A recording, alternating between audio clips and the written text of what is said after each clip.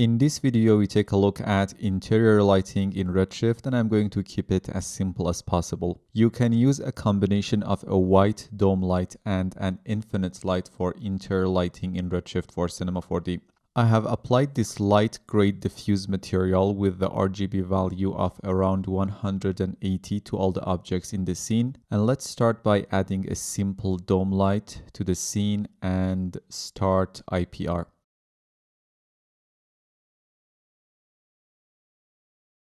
Obviously, the scene is too dark and your first inclination might be to increase the intensity of the dome light. But when working with interior lighting in Redshift, I personally tend to keep the dome light at its default exposure or adjust it by a stop or two. In this case, if we wanted to solely increase the exposure value of the dome light to compensate our dark render, we would need to increase it by 6-7 stops, which makes me uncomfortable a bit, and that simply means the better way is to make sure our lens is properly exposed. On the other hand, Redshift portal light, which we'll talk about it in a moment, is a bit finicky, and in my own experience the best way is just to keep the dome light at 1 or at its default intensity if the lighting will involve portal light at some point. And that's what you would do in a real world scenario, right? If you are taking a photo of an interior, you definitely make sure your lens is better exposed compared to an exterior shot. So that's why I think adjusting the camera exposure would be a better strategy. So let's open up our render view display settings, enable photographic exposure, and let's decrease the shutter time ratio to 4. So the lens will be exposed longer and therefore we will get a brighter render.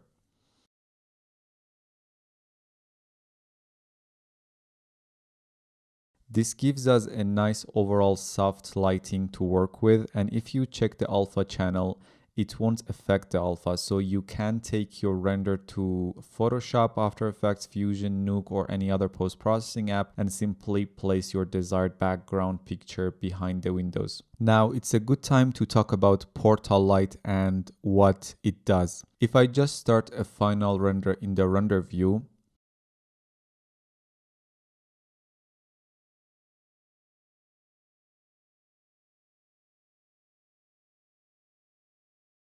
by default, we get a noisy render, which is not like Redshift.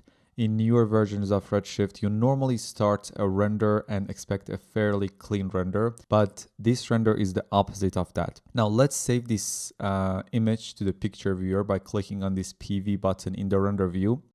Now, the reason for this noisy render is that huge spherical dome light encompassing the entire scene, and Redshift tries to compute the sampling for that whole sphere around the scene. And this small portion of the dome light that we see through the windows where the light rays enter the room would get a tiny percentage of that sampling from the entire dome light. So we get a noisy render. Using a portal light, we can guide the sampling process for the dome light and tell Redshift, hey, this is where we want to focus your calculation and sampling on.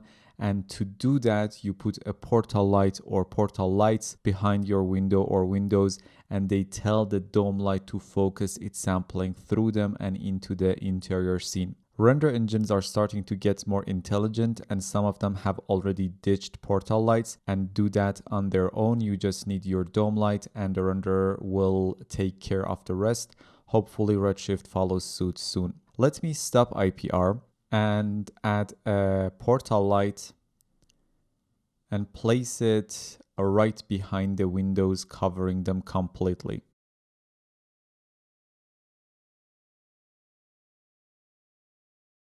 Just make sure to orient the portal light in a way that its z-axis looks inside, or you might not get a proper render.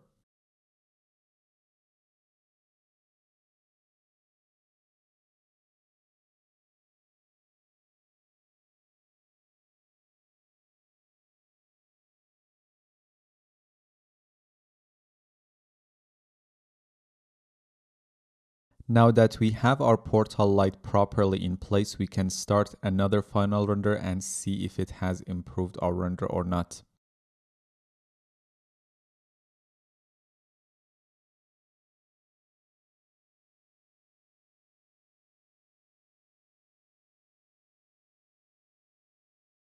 The render is finished and we can clearly notice the render is cleaner, and if we save it to the picture viewer and compare it with our previous render, you see with the same render time we have a much cleaner render. So the same render time but cleaner results thanks to the portal light. Now we can add an infinite light to represent our sun, so let's add one to the scene.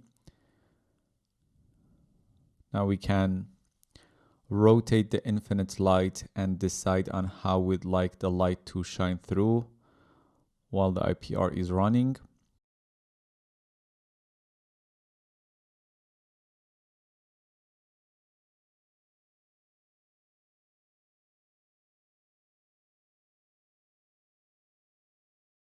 In this case, let me set the heading of the light to around 45 degrees and its pitch to around negative 18 degrees.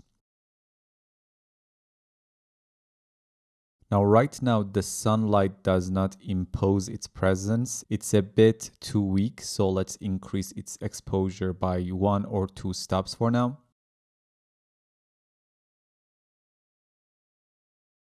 To get a bit more realistic shadows, go to the Details tab and increase the shadow softness to around 0.5. So we get a bit softer shadows.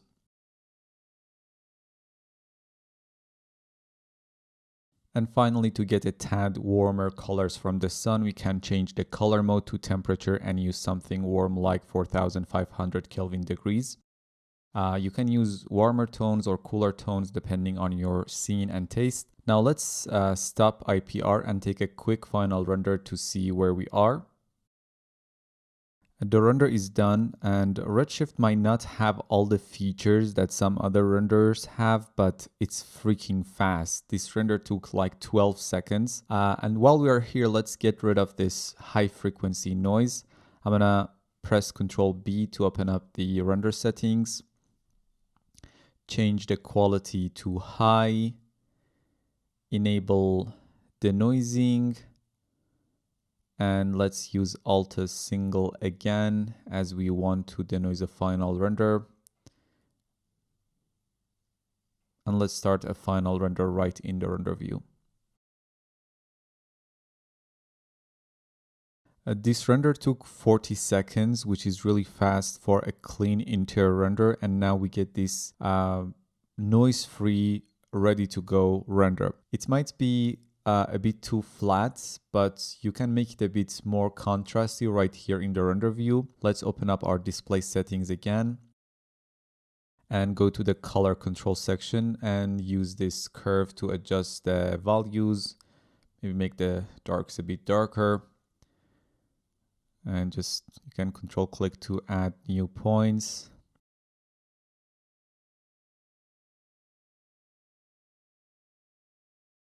And this is objectively a better looking image.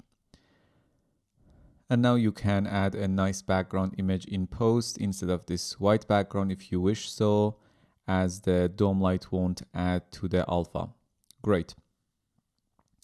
When you save your render, if you want to save these photographic exposure and color correction adjustments with your render and don't plan on any color correction in post, you can have these options checked.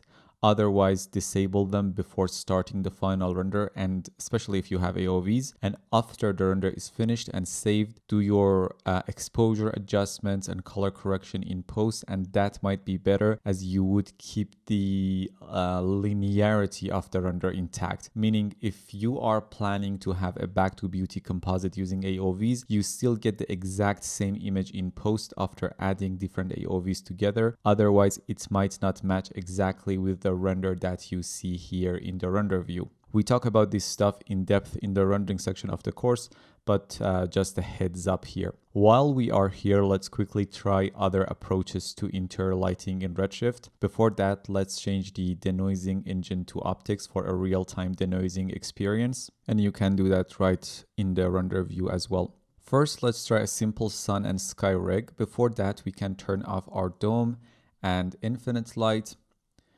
We still need to keep the portal light enabled for the same reasons previously mentioned. You just need to rotate the rig and make sure the light can shine through if you want to have any sun shining, but otherwise you can obviously rotate it in a way that the sun wouldn't enter the room.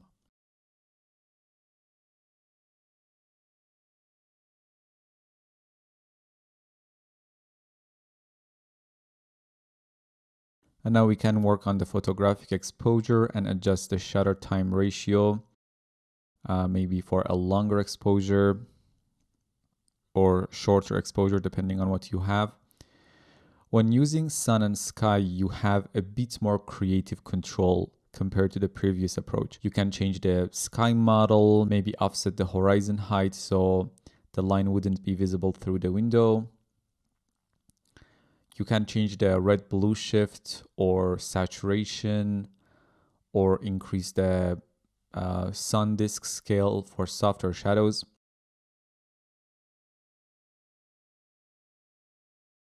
Obviously, you can change the position of the sun in the sky to get different looks, afternoon, sunset, noon, which would be harder to do with a dome light and an infinite light. You can obviously still use HDRI images with dome lights for interior lighting. Let's disable our sun and sky rig, add a new dome light. We can rename it so we can differentiate it later on.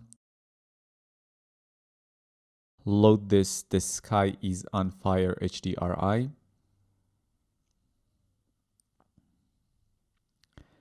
As we are in ACES, change the color space to linear sRGB.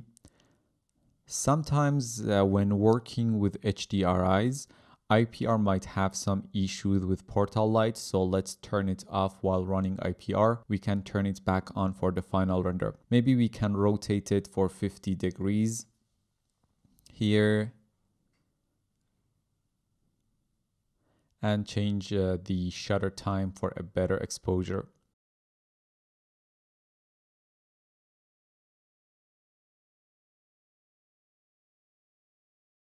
And this gives us this moody render. We still can incorporate an infinite light with this setup as well to simulate sun.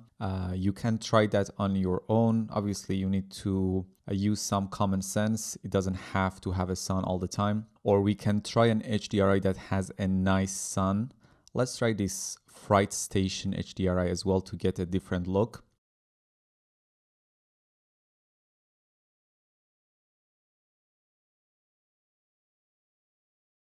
And let's set its rotation to 0 so the sun can shine through. We can work on the photographic exposure as well to get a well-exposed render. Maybe shutter time of around 6. And this results in a completely different look. So you can try different HDRIs and each time get a completely new feel and look. Let's stop IPR. Enable our portal light, and let's go for one more render right in the render view. So here is our render.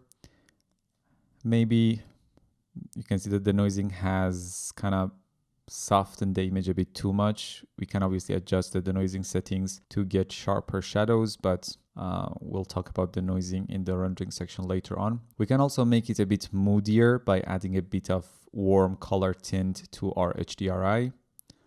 Let's do that and take one final render again.